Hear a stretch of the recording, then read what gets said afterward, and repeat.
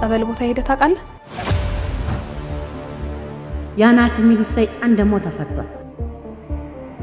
ከሱ ጋር ግንኙነት ያላት ይመስለኛል።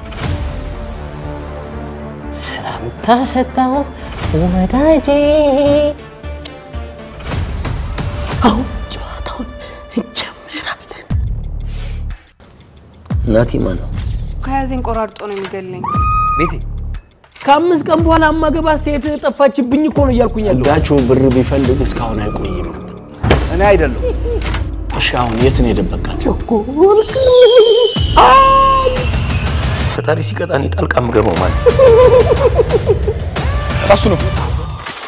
አረካኝ ገደላችሁ ሰጠኝ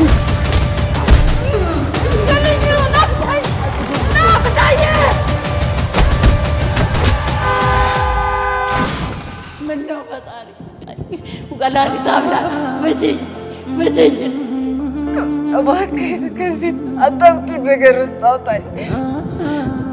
ፊቴ ላይ ግን ሰርግ የሚባል ነገር የለም።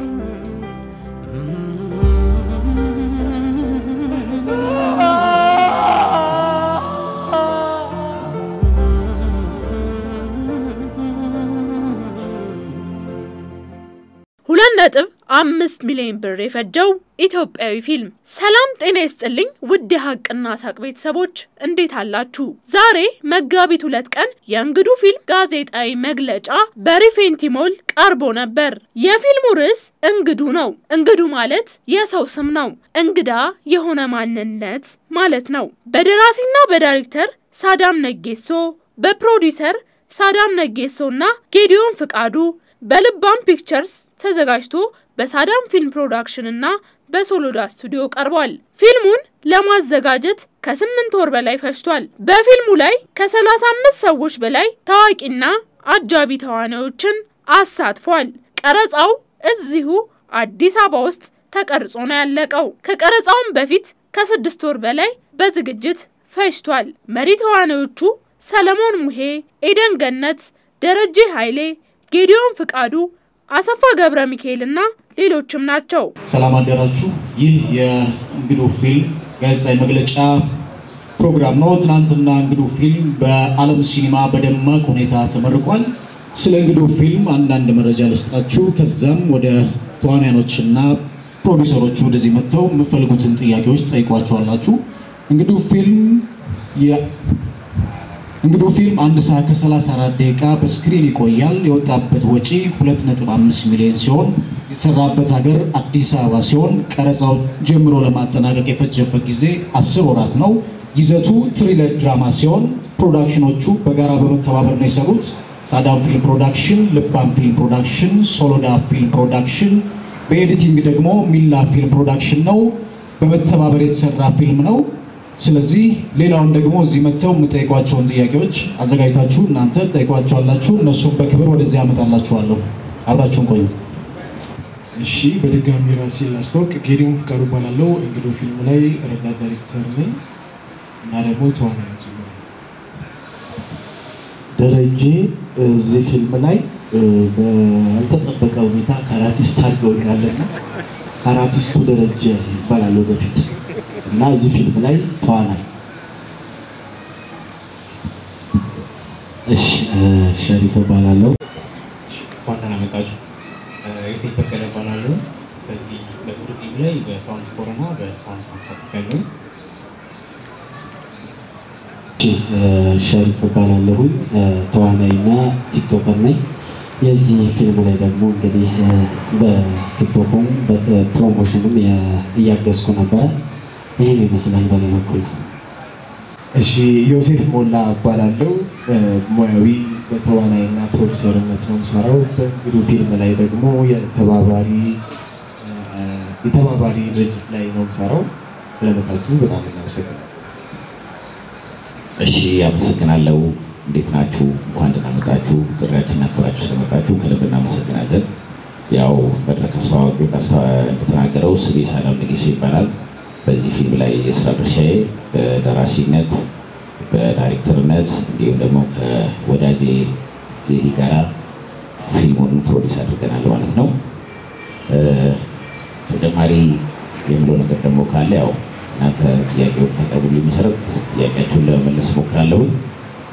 ለቀጣይ ሰዎች እድል ልስጥና ፕሮግራማችንን ጀምረናል። ቴንኪው አመሰግናለሁ። በድጋሚ ያው ሳዳም ስላለ እንኳን ደህና መጣችሁ ለዚህ ጋዜጣዊ መግለጫ።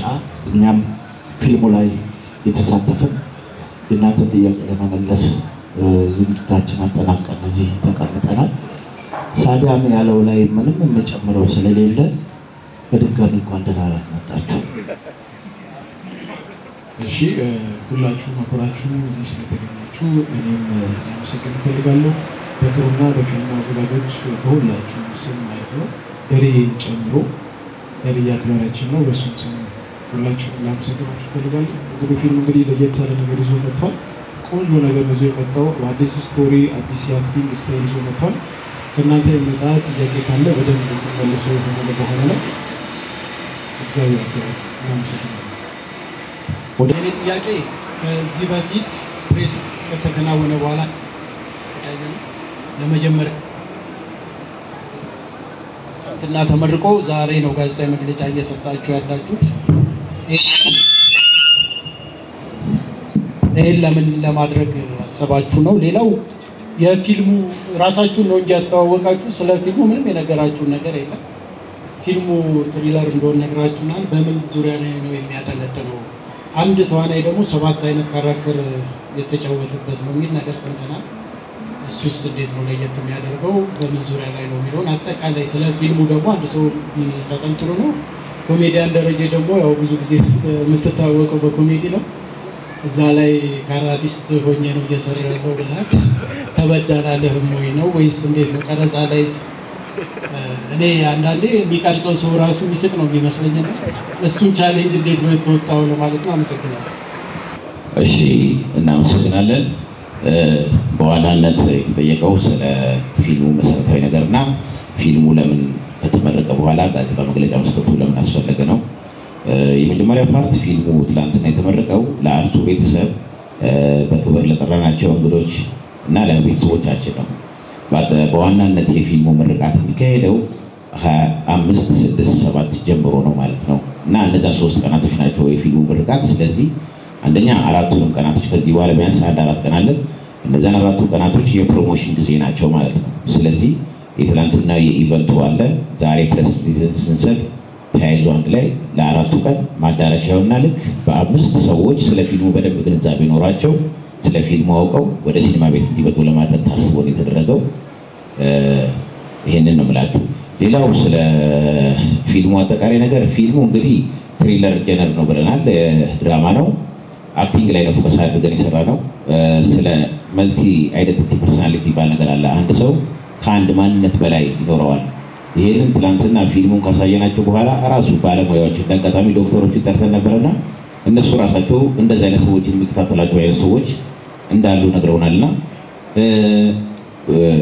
ብዙ ጊዜ እንደዚህ አይነት ገጸ ባህሪዎች ደግሞ እኛ ሀገር ላይ አልተለመዱም። በፊልም በታሪክ ደረጃ አንድ ሁለት የተሞከሩ አንዱ መሰለኝ ደብል ፐርሰናሊቲ ብቻ አድርጓቸው እኛ ወደ 7 ማድረጋችን የመጀመሪያው ለየት የሚያደርገውና እሱ ላይ ፎከስ አድርገን ነው። ሌላ ደግሞ ብዙ ጊዜ በናቲና ቤቲ የሚባል ነገር አለ ፌስቡክ ላይ የፌስቡክ ወይ ደግሞ የሜም ቀልዶች ብዙ ጊዜ ቤቲና ናቲ ቺት በማድረግ ይታወቃሉ፣ ልክ በሚዲያው ማለት ነው።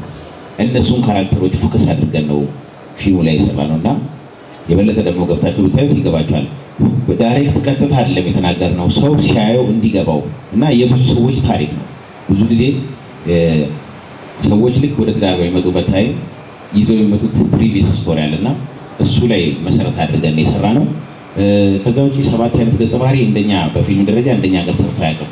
እንደ ውጪ ግን ስፕሊት የሚባል ሙቪ አለ።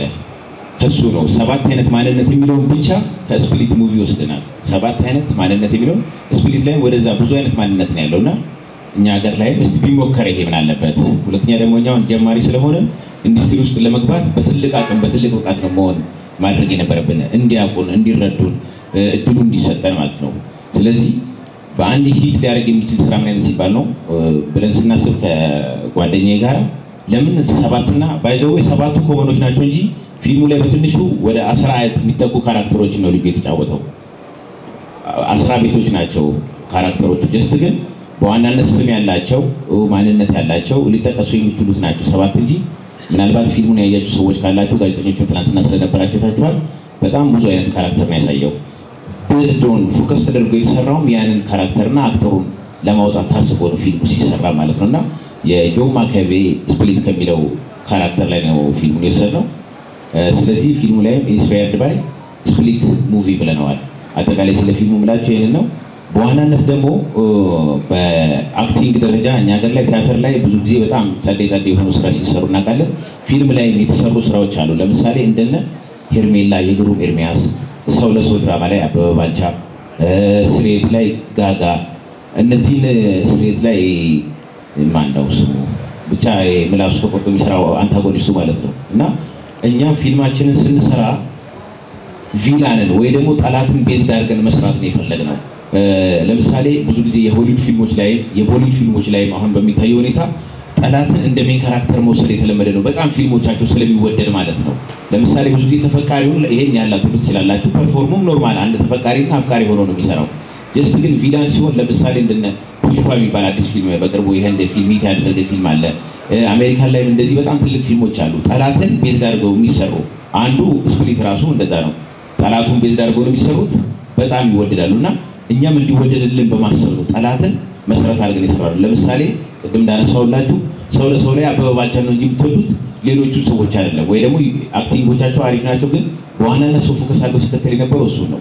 ስሌት ላይም እንደዛው ሄርሜላ ላይ የግሩም ኤርሚያስን ስናይ ግሩም ኤርሚያስን ነበር ታሪኩ ተከትሎ የሚሄደው ማለት ነው። ልክ እንደዛ የኛም እንግዱ ጠላቱን ተከትሎ ታሪኩ እንዲሄድ ነው የፈለግነውና ለዛ ነው በተቻለ አቅም የገባንን ያህል ሰርተናል። ጀማሪ ስለሆነ ብዙ የሚጎሉ ነገሮች አሉ፣ ክፍተቶች ሊኖሩበት ይችላሉ። እንደ ባለሙያ ቢታይ ቢገመገም በገባን አቅም ግን ሰርተናል። ቆንጆ ስራ ይዘን እንደመጣን ደግሞ እርግጠኛ ነን። ወዳችሁልና ትላንትና በሰጣችሁን ፊድባክ ስራውን እንደወደዳችሁት ነግራችሁናልና አመሰግናለሁ። አላዘንኩባችሁ፣ ይቅርታ።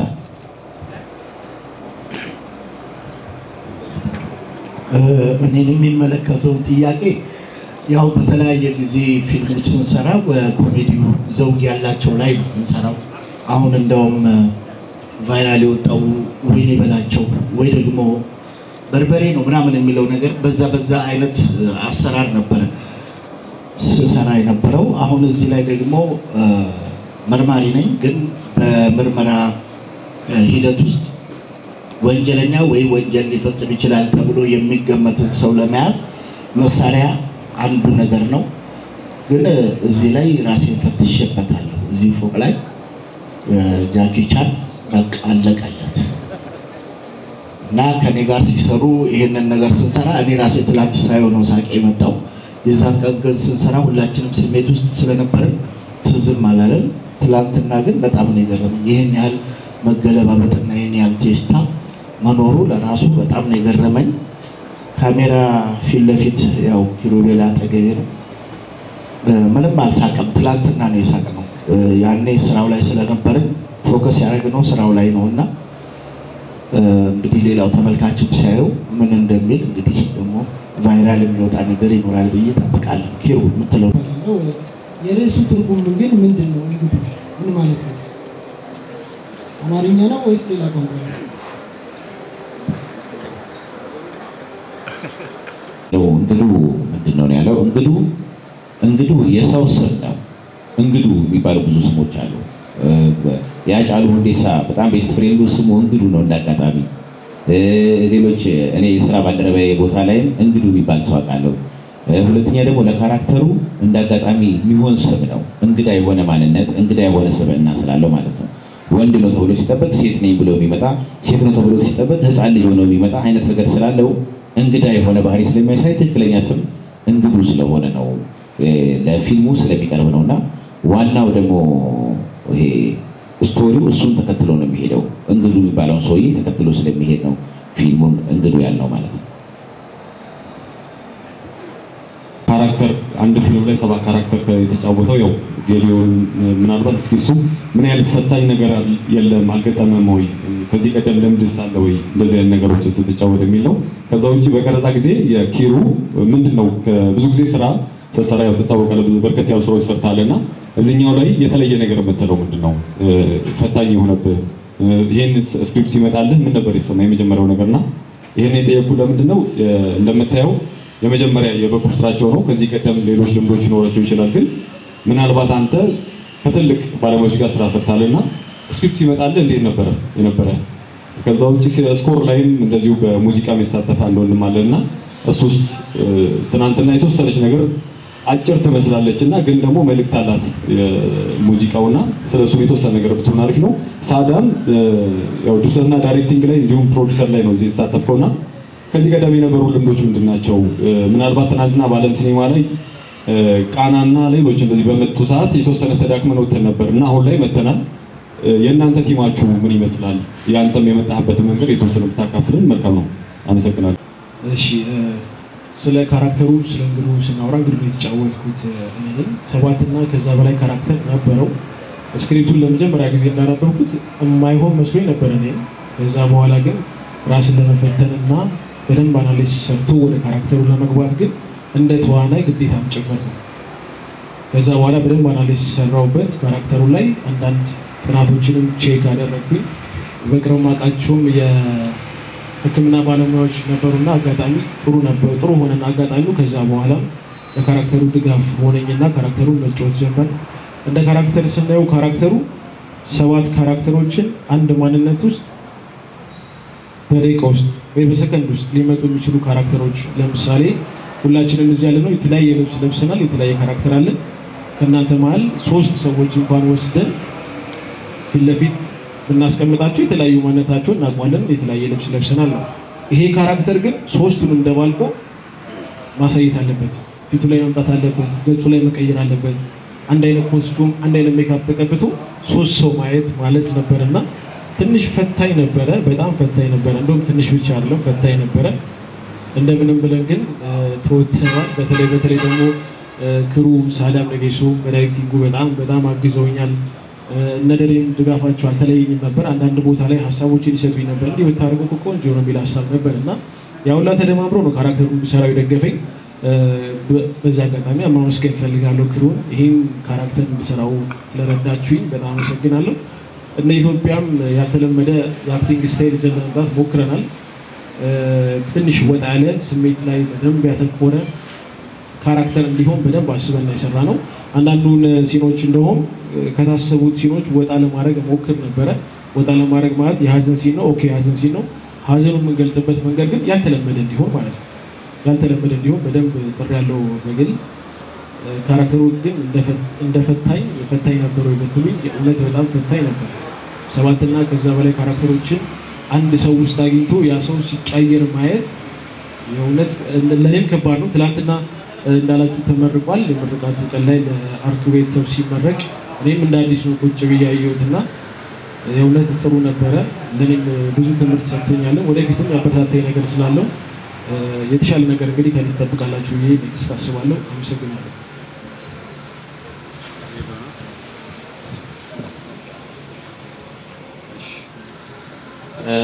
ያው ስሜ ኪሩቤል ስዩም ይባላል። በእንግዱ ፊልም ላይ ሲኒማቶግራፈር ነበርኩኝ። ለተጠየቁት ጥያቄ ስክሪፕቱ ሲመጣ እውነት ለመናገር በጣም ተደንቄ ነበረ። ሳዳም ስክሪፕቱን ወደ እኔ ይዞ ሲመጣ 7 ካራክተር ነው ያለው። ያንን ነገር እንዴት እንግለጸው የሚለውን ነገር በጣም ረጅም ጊዜ ቁጭ ብለን አውርተንበት ጊዜ ወስደን እያንዳንዱ ሲል ላይ በደንብ መጨነቅ የፈለግነው ደግሞ የእንግዱ ካራክተር ላይ ነውና ምን አይነት ብርሃኖችን እንጠቀም፣ ምን አይነት ቀለሞችን እንጠቀም የሚለው ቁጭ ብለን እያንዳንዱ ሲም ባይ ሲም ሙድ ቦርዶችን አዘጋጅተን ከለር ፓሌቶችንም በደንብ ሰርተን ስለነበረ ተዘጋጅተንበት ስለነበረ ኦንሴት ላይ አልከበደንም እውነት ለመናገር ማለት ነውና በዚህ አጋጣሚ እንደውም እንግዱ የተለያየ ካራክተር ሲመጣ አልማዝ ትመጣለች፣ የህፃኑ ካራክተር ይመጣል፣ ራሱ እንግዱ ይመጣልና ያንን አብረን ሲኒማቲክ ለማድረግ በምናስብበት ሰዓት ላይ የተለያዩ ሌንሶች ነበር የምንጠቀመው የነበረው ከአንዱ ካራክተር ወደ ሌላ ካራክተር ሲገባና በዚህ አጋጣሚ እንደውም ጌዲ ኮንሰንትሬት አድርጎ ነበር የሚጠብቀን የነበረውና በጣም ጎበዝ አክተር ነው። ከሳዳም ጋር በጣም ጊዜ ወስደን ስለሰራንበት እያንዳንዱን ነገር ዲቴል ተነጋግረን ስለሰራ እንትን አላለንም፣ ቻሌንጅ አላደረገንም። ያው ቁጭ ብለን ብዙ ነገሮችን ወረቀት ላይ ለመጨረስ ነበር የሞከርነው ማለት ነውና በነበረ ጊዜ አሪፍ ነበረ። እኔ የለመድኩት ጀነሮች ትንሽ ድራማ ምናምን ነገሮች ናቸውና እንደ ትሬለር ሆኖ ሲመጣ ደግሞ ይሄ እያንዳንዱን አብረን በቃ እንግዱ ሲቆም አብረን እንቆማለን፣ ሲቀመጥ አብሮ ካሜራው እንደ ሶስተኛ አክተር እንዲተውን ነበር ከዳይሬክተሩ ጋር ስናወራ የነበረውና እሱንም ተወተነዋል ብለን እናስባለን። ቴንክ ዩ።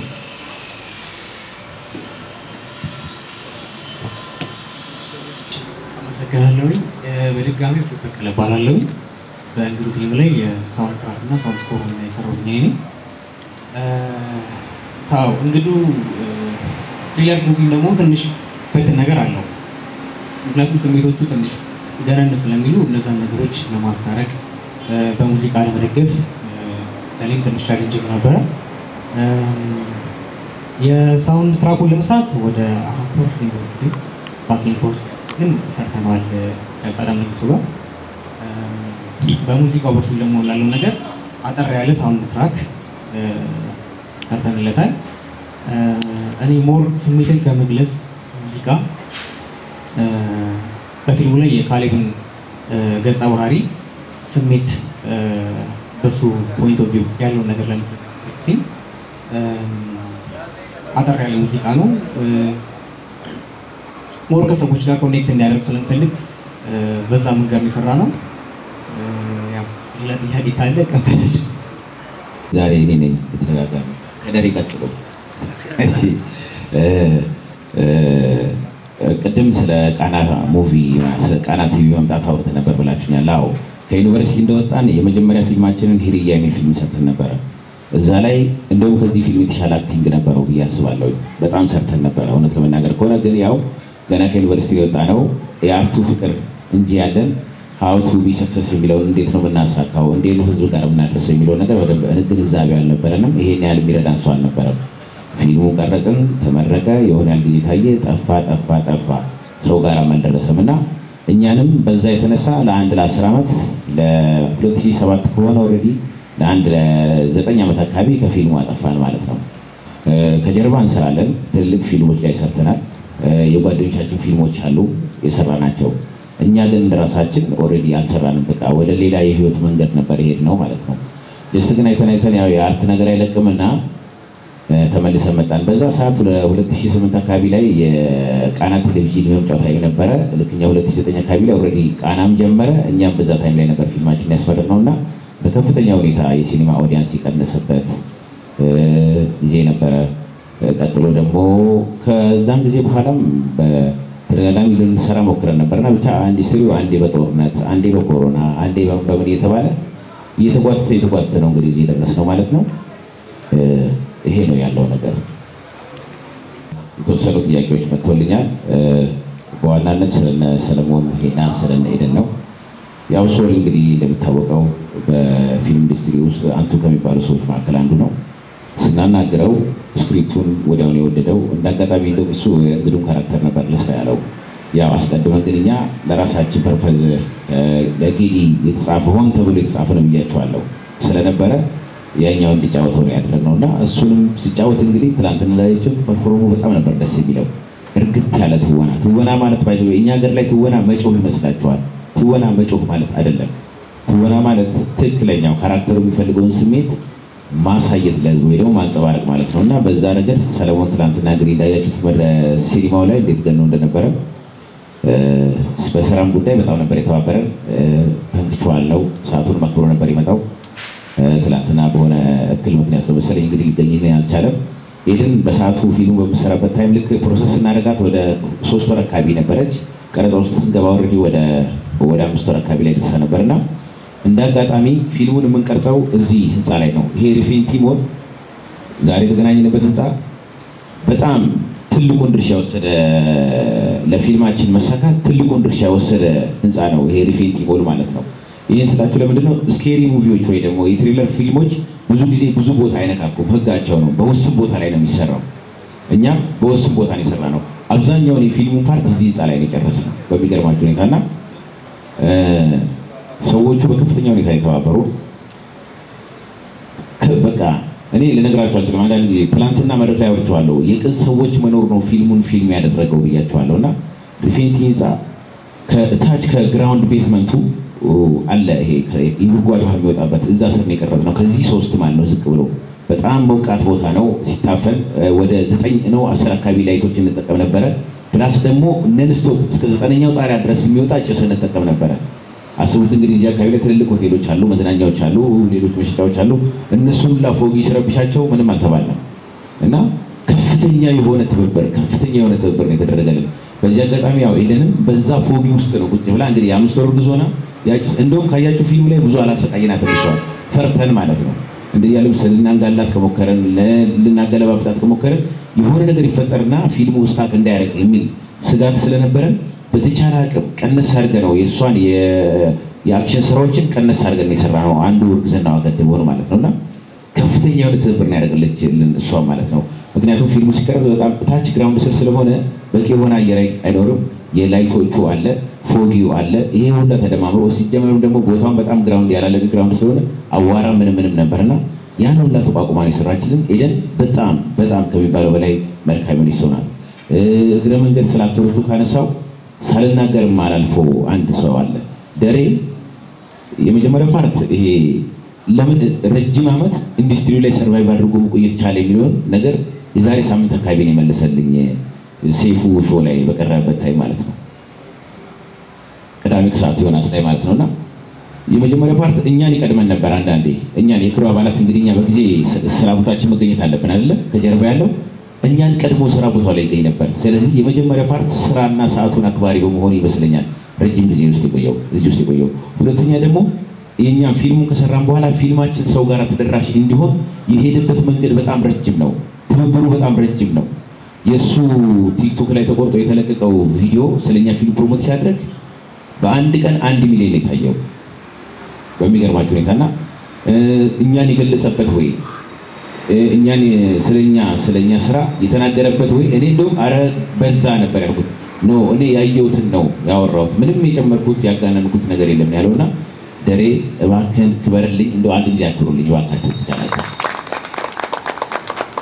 ያስፈልጋል፣ የግድ ሰው ያስፈልጋል። ልክ እንደዚህ ወደፊት ለምንመጣ ሰዎች እኔም ነገ እሱ ቦታ ላይ ደርሳለሁኝና ትምህርትን የሰጠኝ እኔም ነገ የሚሞክሩ ታዳጊዎችን የሚሞክሩ ወጣቶችን መንገድ ላሳይ ይችላል ከሱ ቅንነት ተመሬ ማለት ነውና ቅን መሆን ለራስ ነው። ደሬ ገና ቅንነቱ ብዙ የሚከፍለው ከዚህ በላይ ከፍ የሚያደርገው ይመስለኛል። ደሬዬ በጣም አመሰግናለሁ። እሺ ሌላ እንዳጠቃላይ ደግሞ ወደ ሰመራይ ስናደርገው ማን እናመሰግንኩ? አክተሮቹን አመሰግንኩኝ። ህንፃ ሪፌንቲ ይሄ ህንፃ በቅርብ ጊዜ ውስጥ አገልግሎት የጀመረ ነገር ግን በትንሽ ጊዜ ውስጥ ዝነኛ መሆን የቻለ ህንፃ ነው። በጣም ብዙ የሆነ ፈርጀ ብዙ አገልግሎት ይሰጣል። መዝናኛ ቦታዎች አሉ፣ ወርክ ፕሌሶች አሉ፣ ቢሮዎች አሉ፣ የንግድ ተቋማቶች አሉ፣ አዳራሾች አሉ። ብዙ አይነት አገልግሎት ነው የሚሰጠው። አርት ደግሞ በአርት ጉዳይ ላይ ደግሞ በጣም ከኛ ውጪ በጣም ብዙ ማስታወቂያዎች በጣም ብዙ ፊልሞች እየተሰሩበት ያለ ነው።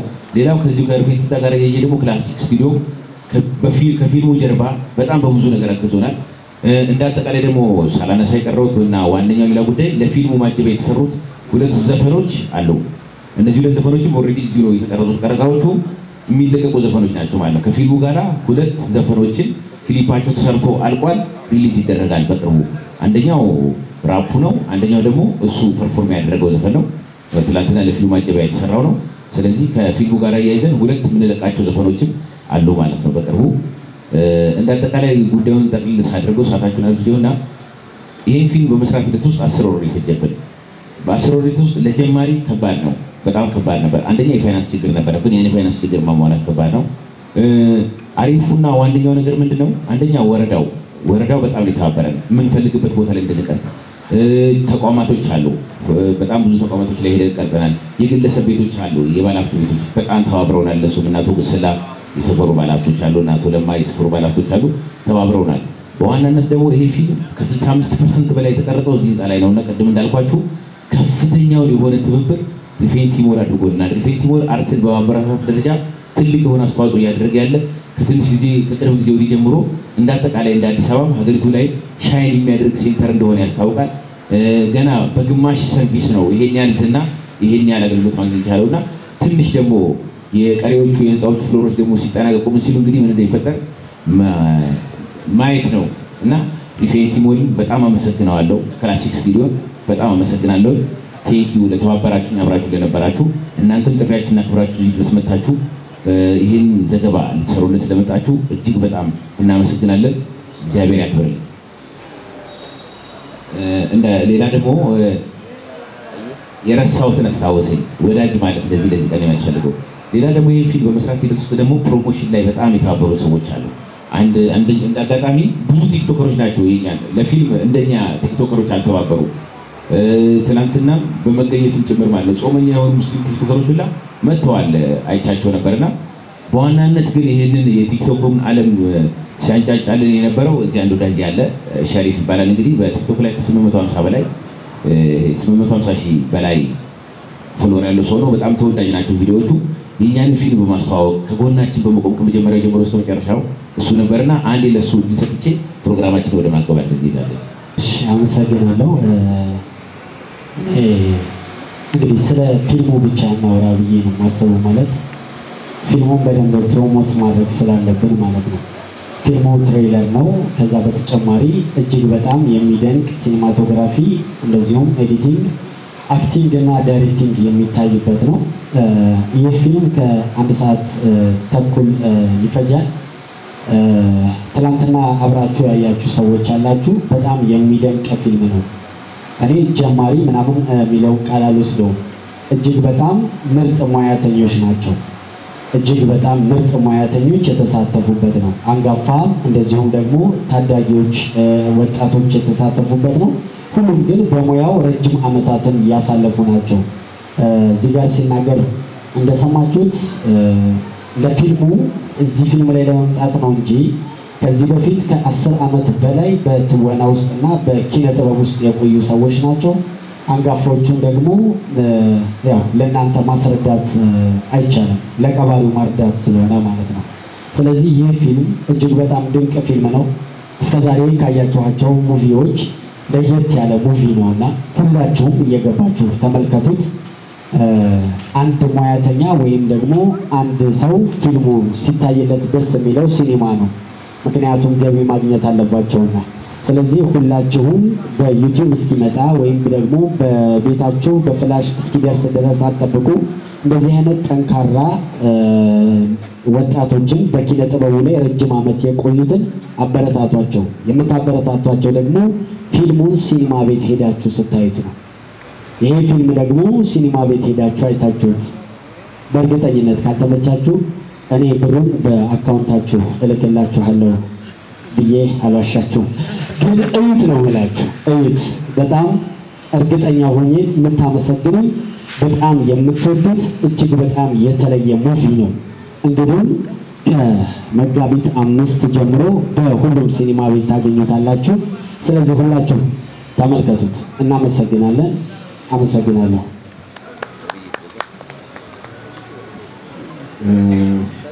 ጥያቄ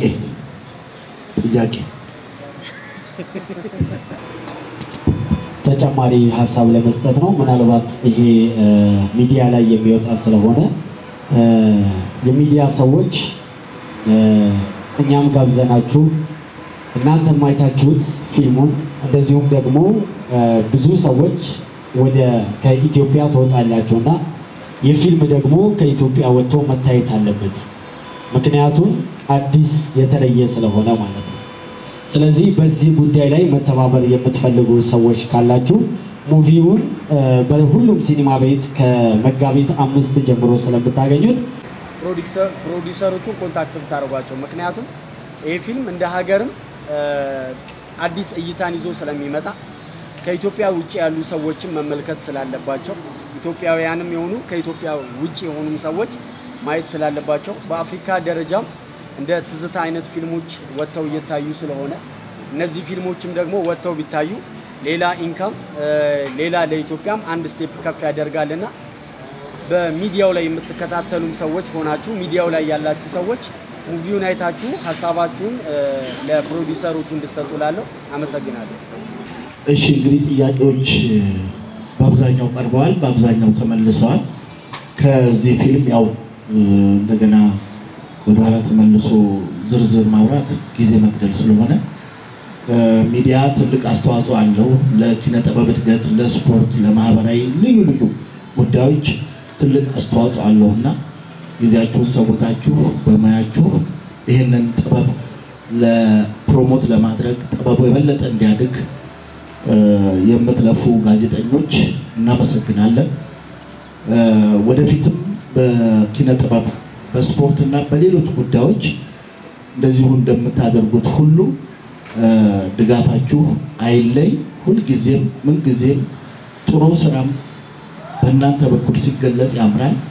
በእናንተ በኩል ተገልጾ ሰው ዘንድ ሲደርስ ደግሞ ሰውም ይረካል።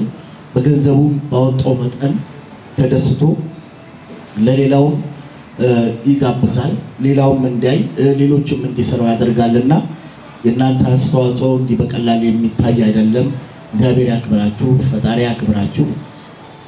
ጊዜያችሁንም ሰውታችሁ ከኛ ጋር ይህንን ጉዳይ እንድንነጋገርበትና ሀሳብ እንድንለዋወጥበት ምክንያት ስለሆናችሁ በልጆቼ ስም በጣም ነው የማመሰግነው።